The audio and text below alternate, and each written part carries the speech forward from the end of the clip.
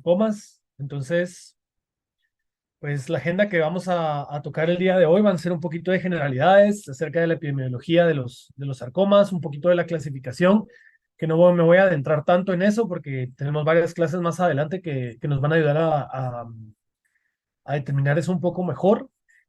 Pues mencionar cómo es la epidemiología y ciertas características que son específicas de cada tipo de los sarcomas, que justamente pues nos puedan ayudar más adelante para comprender el tratamiento de cada uno de ellos.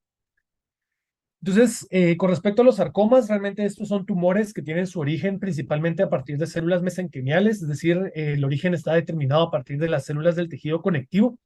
Sin embargo, a pesar de que se sabe muy bien que este es el origen de este tipo de tumores, la clasificación que se utiliza actualmente en la mayoría de los casos está dado más por el parecido histológico que tiene con cierto tejido normal el sarcoma que por la célula de origen, ya que muchos de esos tumores realmente no se ha podido determinar exactamente cuál es la célula que dio origen al sarcoma.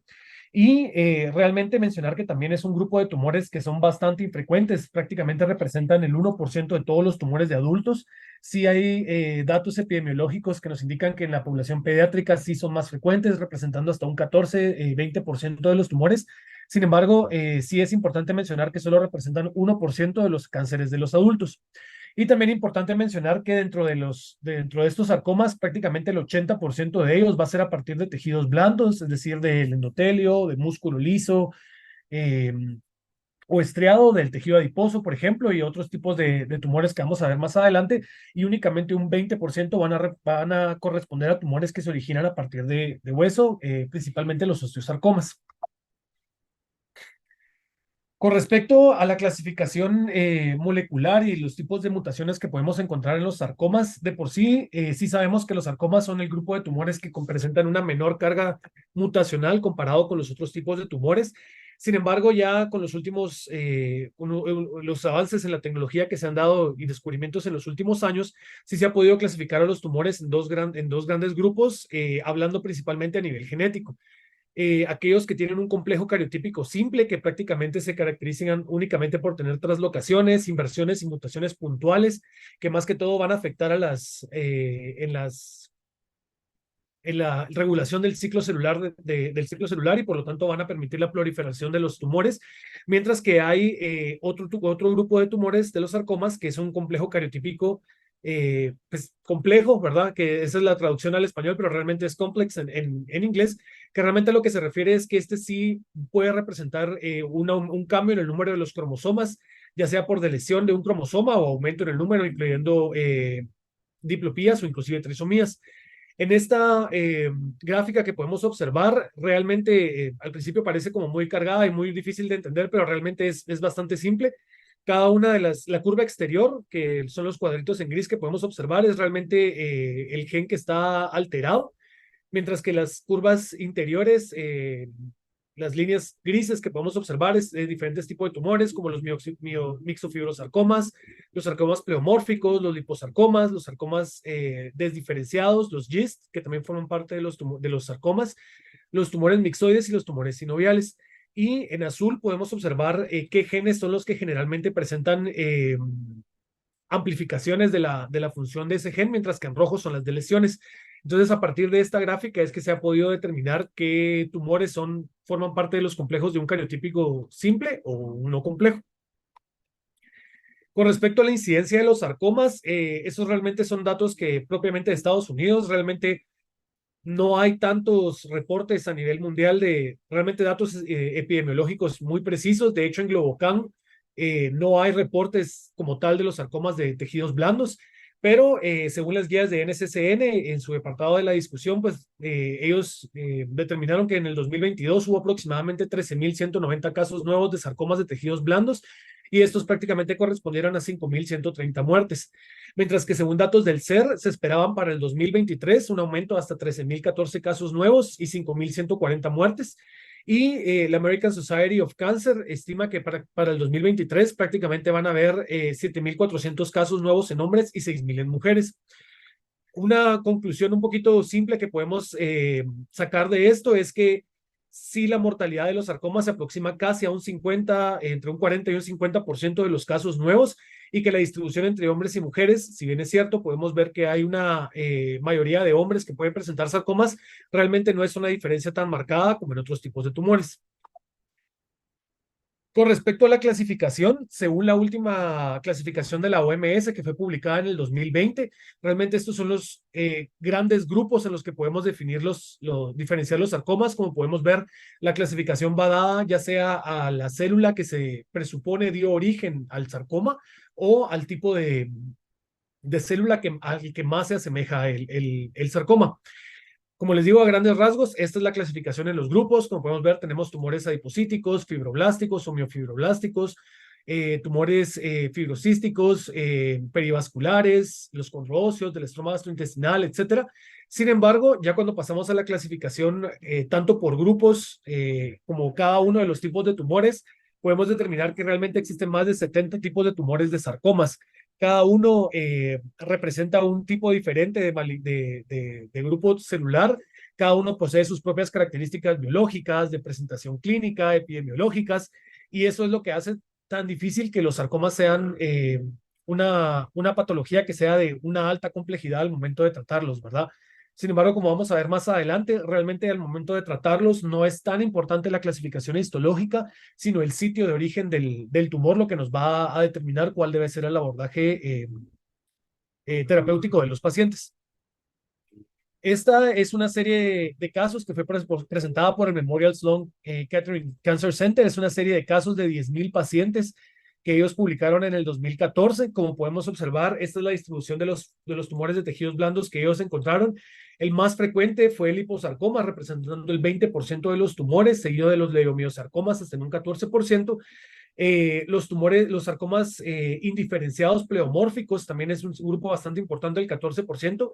Los GIST, que es un tumor que si bien forma parte de los tejidos blandos, sí tiene un componente biológico y terapéutico totalmente distinto al resto de los tumores de tejidos blandos, y a pesar de que sí tiene una alta incidencia, hasta un 9%, generalmente no forma parte cuando hablamos de los sarcomas en general al momento del tratamiento.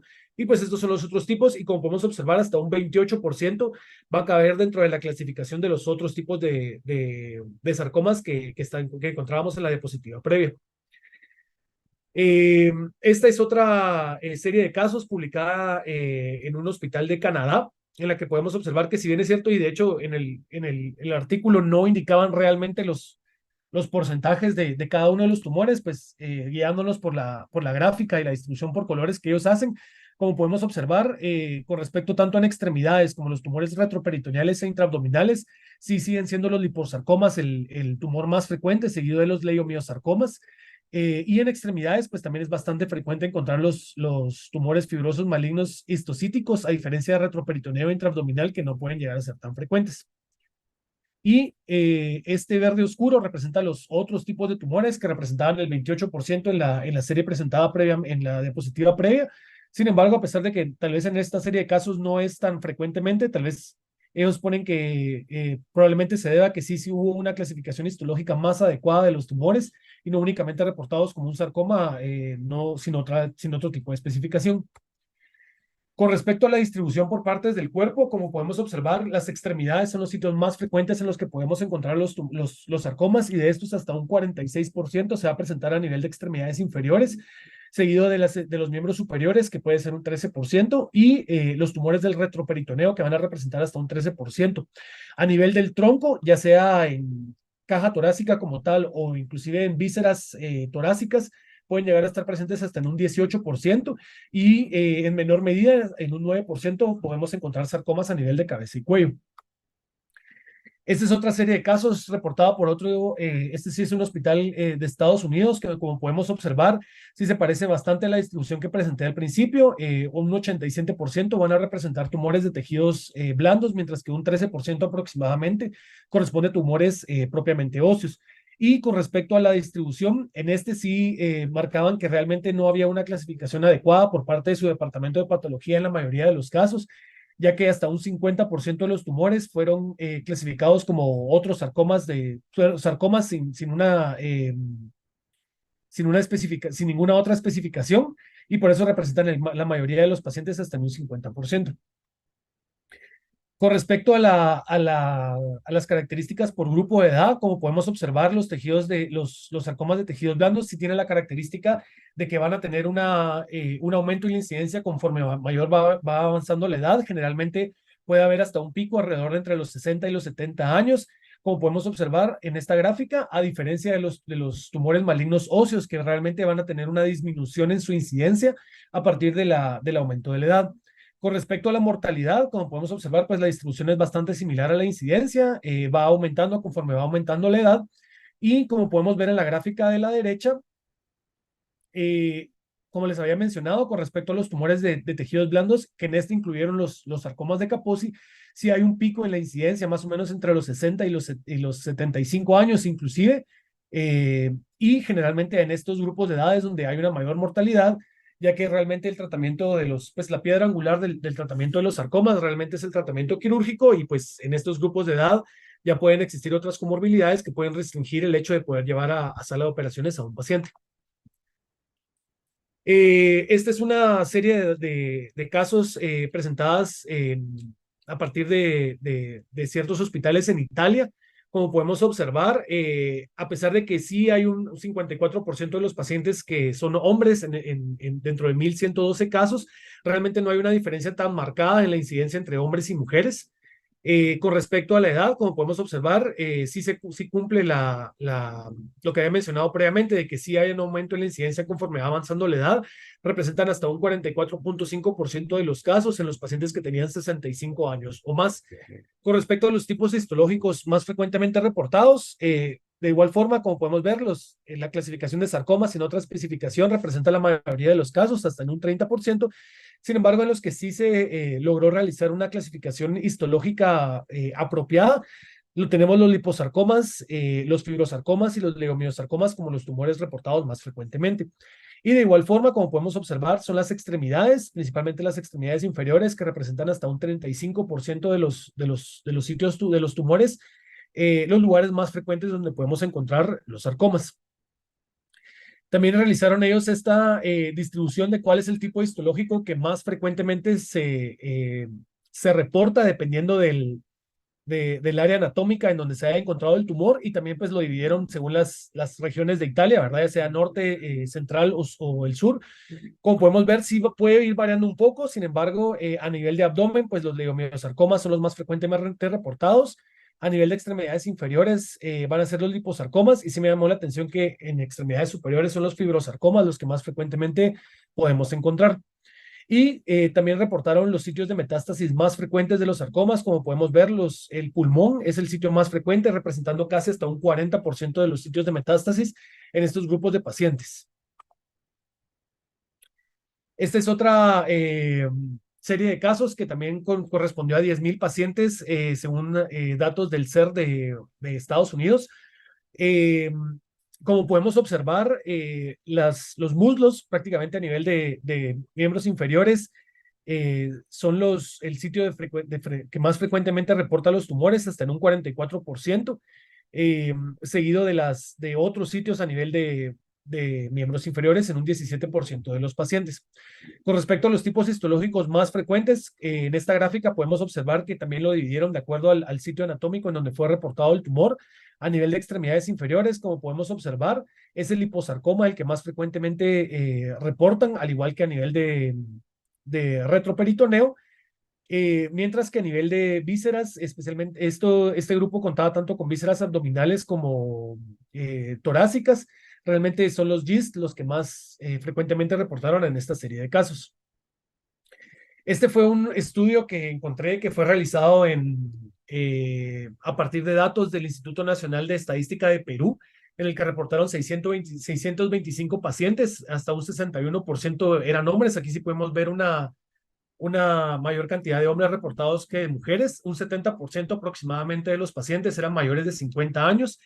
Se sigue reportando que los miembros inferiores es el sitio anatómico más frecuente de diagnóstico de los sarcomas, hasta en un 64%, y los dos tipos histológicos más frecuentemente reportados en esta serie de casos fueron los sarcomas indiferenciados pleomorfos y el liposarcoma, hasta en un 25% de los pacientes.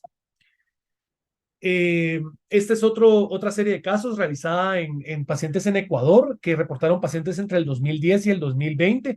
Como podemos observar, los miembros inferiores, en esta serie de casos sí difiere un poco los sitios anatómicos más frecuentes. En esta, el abdomen y retroperitoneo es el lugar donde más diagnóstico hubo de sarcomas, hasta en un 27% casi de los pacientes, seguido de miembros inferiores en un 14% de los casos. Acá los dividieron realmente por un código de CI10, entonces realmente no lo podemos determinar el tipo histológico, ¿verdad? Porque como podemos observar, por ejemplo, el más frecuentemente reportado fue el C47, que corresponde a neoplasias malignas de los nervios periféricos de la cabeza, el cuello. Entonces, realmente no podemos hacer una correlación con los otros estudios porque este lo basaron con el CI10. Eh, este es otro estudio que este es de México, pero únicamente se basa en diagnósticos de sarcomas que fueron realizados, fueron encontrados en extremidades como el sitio primario. No tomaron en cuenta los tumores que fueron originados en otra parte. Como podemos observar, la distribución entre hombres y mujeres realmente es bastante similar, casi un 50% en ambos. Y la mayoría de los pacientes pues, fueron clasificados como etapas avanzadas, 3A, 3B, y etapas clínicas metastásicas hasta en un 26%. Con respecto a los tipos histológicos más frecuentes, el liposarcoma, tanto en hombres como en mujeres, es el más frecuentemente reportado y reportaron una supervivencia global a 5 años de los pacientes con liposarcoma hasta un 77%. Como podemos observar, pues sí es bastante similar a las otras series de casos que se reportaron inclusive en Estados Unidos y en Europa, pero sí es importante mencionar que esta serie de casos fue realizada únicamente en pacientes con diagnóstico de sarcomas a nivel de extremidades. Y esta fue la distribución que ellos encontraron de los sitios más frecuentes, como podemos observar a nivel de miembro superior. Realmente el antebrazo es el sitio más frecuente donde se reportaron los sarcomas, hasta en un 8.3% de los casos, mientras que a nivel de miembros inferiores, nuevamente el muslo, hasta en un casi 50% de los casos, es el sitio más frecuente donde se pueden diagnosticar los sarcomas. Eh, no encontré, como les mencioné, realmente en Globocan no están reportados los datos de los sarcomas, no existe la clasificación de tejidos, de sarcomas de tejidos blandos, y a pesar de que sí intenté buscar, realmente no encontré ninguna serie de casos reportadas de Guatemala. Entonces realmente por, yo creo que por observación, que es lo que hemos visto tanto en el hospital como en la consulta externa, pues sí podría correlacionarse bastante con los datos que presenté, pero pues sí necesitaríamos datos más objetivos para determinar si el comportamiento de los sarcomas con nosotros en Guatemala sí es similar a la de los otros países. Y hablando un poco con respecto a ciertas características un poquito más específicas de cada uno de los tipos histológicos, vamos a mencionar los más frecuentes que se reportaron en esta serie de casos. Como vimos, el liposarcoma realmente es de los más frecuentes. Se presupone que la célula de origen sí es el adipocito, que sufre una mutación que lo va a llevar a un crecimiento incontrolado. Los sitios más frecuentes donde se va a reportar generalmente van a ser a nivel de retroperitoneo y de los miembros inferiores. Tiene un pico de incidencia aproximadamente entre los 50 y los 65 años y generalmente tienen un peor pronóstico cuando se diagnostican más de los 70 años. Existen tres tipos de liposarcomas. El ALT, que es un tumor lipocítico atípico, que esta clasificación realmente, bueno, mejor dicho, ese nombre ya no se utiliza tan frecuentemente, sino que la forma de mencionarlo es un liposarcoma bien diferenciado y un liposarcoma desdiferenciado. El otro grupo son los liposarcomas de células mixoides o de células redondas y los liposarcomas pleomórficos. Con respecto a los liposarcomas bien diferenciados, sí se ha determinado que la principal mutación que vamos a encontrar es una amplificación a nivel del cromosoma 12q, que va a implicar amplificaciones en la función de MDM2 y las ciclinas 4, lo que va a propiciar que haya un crecimiento celular descontrolado. Generalmente, según ciertos datos epidemiológicos, sí van a tener un mejor pronóstico cuando estos se encuentran en las extremidades versus el retroperitoneo, pero esto básicamente está dado porque es más factible realizar un tratamiento quirúrgico a nivel de las extremidades, que inclusive puede llegar a ser una amputación, mientras que en retroperitoneo, dependiendo del tamaño y la afectación que tenga hacia órganos vecinos, pues en algunos casos puede llegar a ser inclusive resecable. Y sí es importante mencionar que con cada resección que se hace, hasta un 20% de los liposarcomas bien diferenciados pueden llegar a sufrir una desdiferenciación, que es lo que los va a tener un componente de mayor agresividad. Y estos pacientes sí generalmente son los que pueden llegar a presentar metástasis. Y generalmente cuando encontramos tumores que se encuentran desdiferenciados, lo que va a haber es una alteración a nivel, una amplificación a nivel de 1p32, que este codifica el gen YUM, que se ha implicado especialmente en la diferenciación de los adipocitos. Entonces, cuando existe una alteración a nivel de este gen, no existe una adecuada maduración de los adipocitos y eso es lo que le brinda esa característica de mayor agresividad. Y según varias series de casos, cuando encontramos un liposarcoma desdiferenciado, esos pueden llegar a tener una supervivencia global a 5 años de hasta un 20%. Con respecto a los tumores de células, a los liposarcomas de células mixoides o de células redondas, este es representa más o menos el 40% de los liposarcomas. Este es el más comúnmente reportado en las series de casos. Y sí encontré por ahí que tiene la característica de que generalmente sí pueden tener una buena respuesta a la radioterapia y la quimioterapia. De igual forma, van a ser más frecuentes en las extremidades que en retroperitoneo.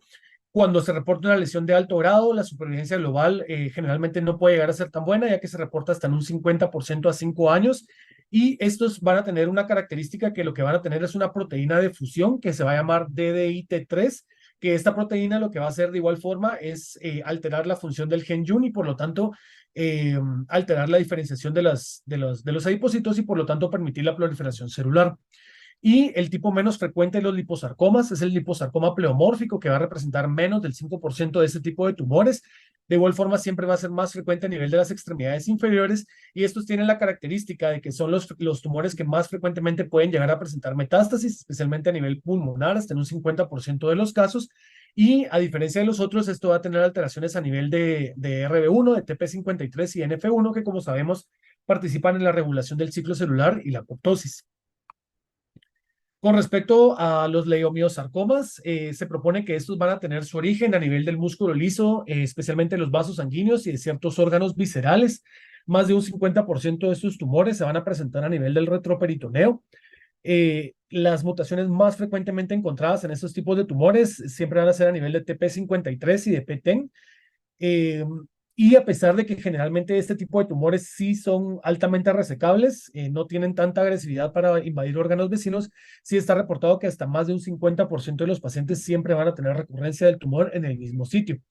Y sí existe un riesgo de muerte a 10 años de aproximadamente un 60%, pero generalmente este riesgo de muerte está más que todo dado por las intervenciones frecuentes que pueden llegar a tener estos pacientes y que con cuanto mayor resección también hay un mayor riesgo de desdiferenciación del tumor, por lo tanto mayor agresividad y un mayor riesgo de que sí llegue a afectar órganos vecinos. Con respecto a los sarcomas indiferenciados o que no tienen ninguna otra clasificación, son sarcomas que realmente no muestran una línea específica de diferenciación, son reportados únicamente histológica. Bueno, la característica histológica realmente es que estos tipos de tumores solo se reporta como una atipia del tejido conectivo, pero realmente no se logra determinar una célula que sugiera un probable origen del tumor o que semeje a algún tipo histológico normal. Generalmente van a tener un pico de incidencia entre los 50 y los 70 años. Estos generalmente sí se pueden asociar más a nivel de extremidades, tanto superiores como inferiores. Y sí hay una teoría de que generalmente los sitios donde se recibió radioterapia previa o de ulceración crónica son factores de riesgo para desarrollar ese tipo de sarcomas.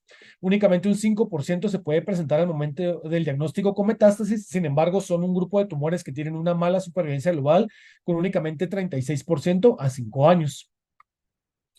Con respecto a los sarcomas sinoviales, estos sí es un tipo de tumor en el que realmente no se logra determinar cuál es la célula de origen. Más del 50% de este tipo de tumores se pueden presentar a nivel de miembros superiores. Va a existir una translocación a nivel de estos cromosomas, ¿verdad? Que como podemos ver involucra el cromosoma X, que va a producir estas proteínas de fusión, que es la proteína SS18, SSX1, 2 o 4. Cuando tiene una mutación a nivel de 1, es un tumor que se clasifica como un sarcoma sinovial monofásico, que generalmente tienen un mejor pronóstico que los que tienen una proteína de fusión 2 o 4, que son los que se clasifican como bifásicos y que generalmente tienen un peor pronóstico. A pesar de eso, en general, a 5 años la supervivencia global puede alcanzar hasta un 72% en este grupo de pacientes y hasta un 53% a 15 años. Otro grupo de tumores que frecuentemente se puede reportar es el tumor maligno de la vaina del nervio periférico. Generalmente esto se plantea que tiene un origen a nivel ectodérmico y es a partir de los nervios periféricos. En la población general únicamente pueden llegar a tener una incidencia entre 0.5 y 0. Perdón, entre 0.01 y 0.5%.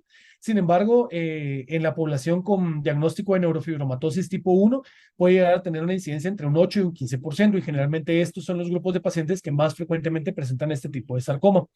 La incidencia, el pico de incidencia generalmente es entre los 20 y los 50 años, y este tiene la característica que no existe una translocación específica ni ninguna mutación específica que nos ayude a determinar, que nos ayude a realizar el diagnóstico apropiado de este tipo de tumores. Por inmunohistoquímica sí pueden tener positividad para S100.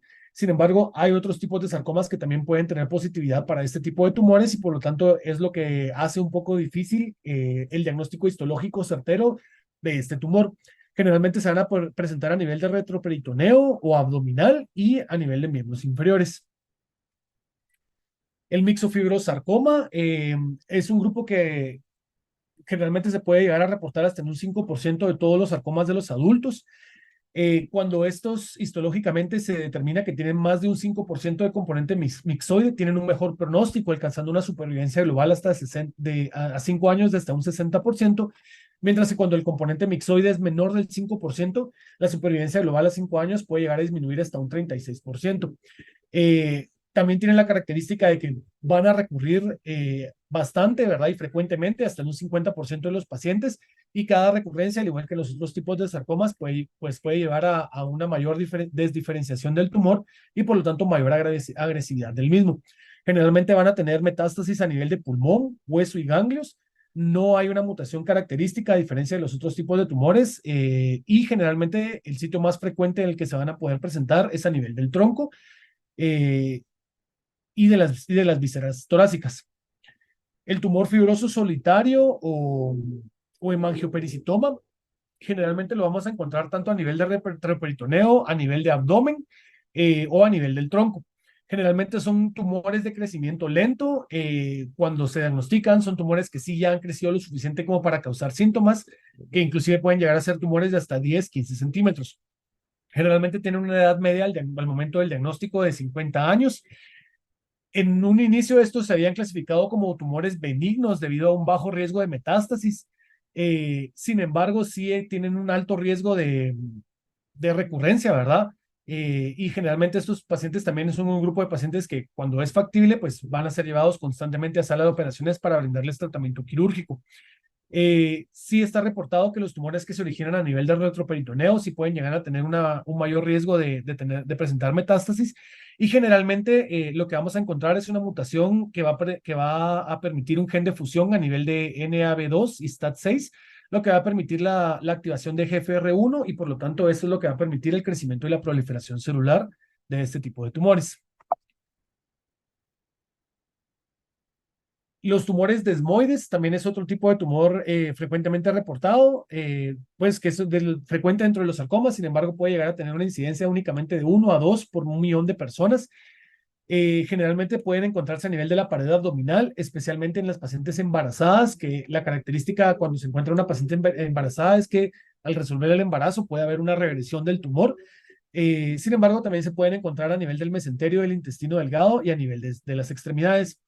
Este también tiene un alto riesgo de recurrencia y complicaciones debido a las constantes procedimientos quirúrgicos que puede llevar a someterse a un paciente, o por las complicaciones que puede llegar a haber por la afectación de órganos vecinos. Va a tener una mutación a nivel de CTNNB1 que va a producir una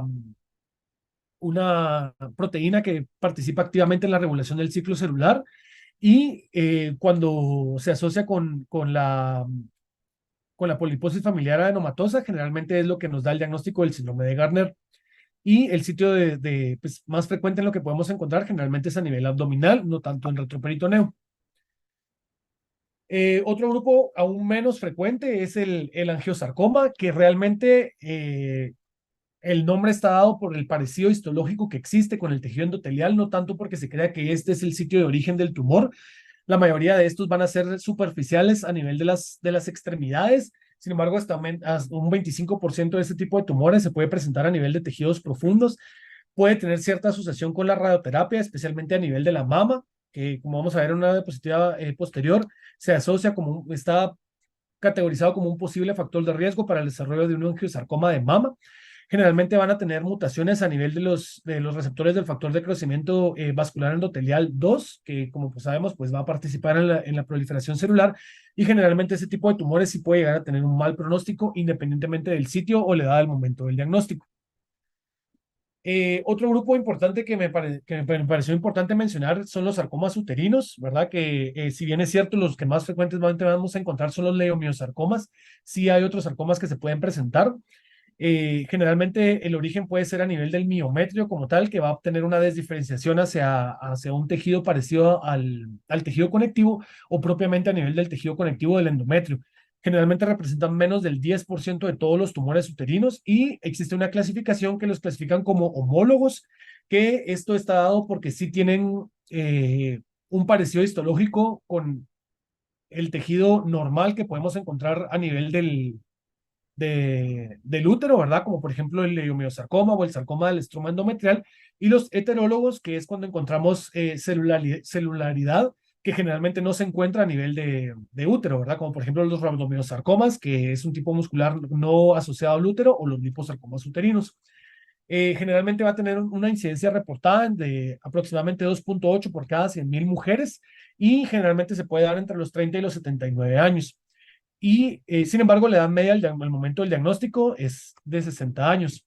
Con respecto a los sarcomas de la mama, pues de igual forma van a tener un origen a nivel del tejido conectivo de la mama, van a representar menos del 1% de los cánceres de mama y menos del 5% de los sarcomas. Generalmente se pueden llegar a presentar entre los 45 y los 50 años. Como mencioné previamente, sí hay una posible asociación entre la radioterapia como tratamiento del cáncer de mama y el desarrollo de un angiosarcoma de mama. Sin embargo, las series de casos que han sido publicadas realmente no han dado una conclusión y siempre recomiendan que se necesitan más estudios con una mayor cantidad de pacientes, pero debido a la baja incidencia, pues no tenemos datos certeros sobre si sí hay una asociación o no. Y en una serie de casos de 991 pacientes reportados en Estados Unidos, un sarcoma sin otra especificación fue reportado hasta en un 26% de los pacientes, seguido de un leomiosarcoma en un 14%.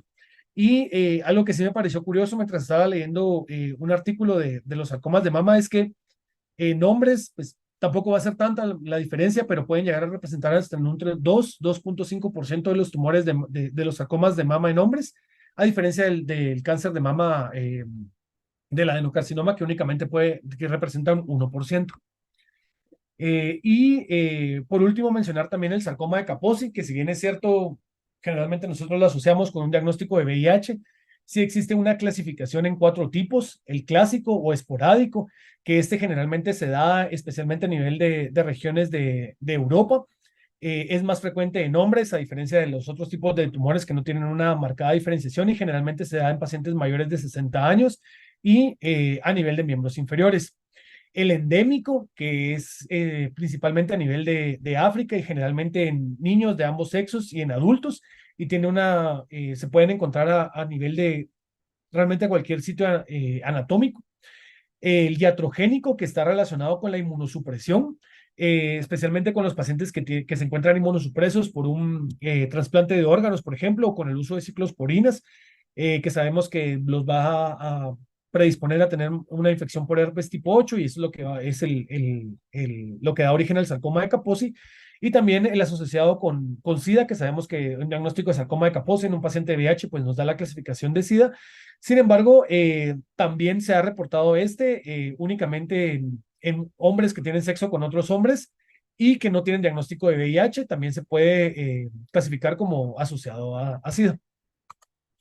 Y para finalizar, realmente con la estadificación no lo voy a mencionar tan a detalle.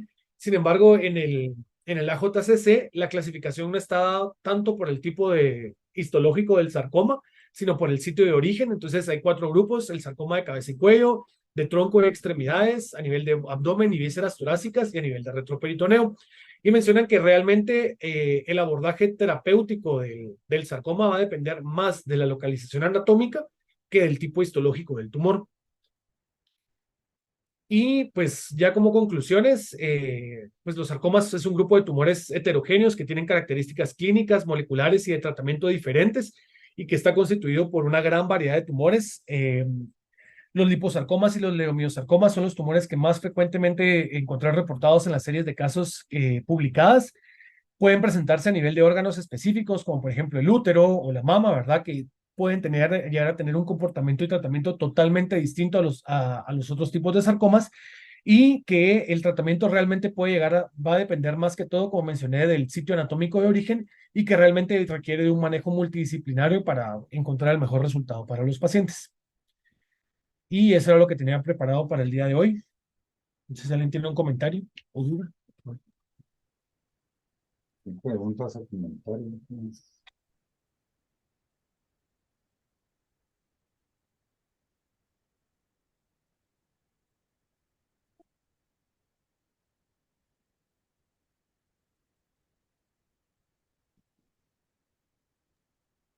Nos dejaste Hola, interesante. perdón. Sí, Perdón. ¿Podrías como regresar a la de estadificación?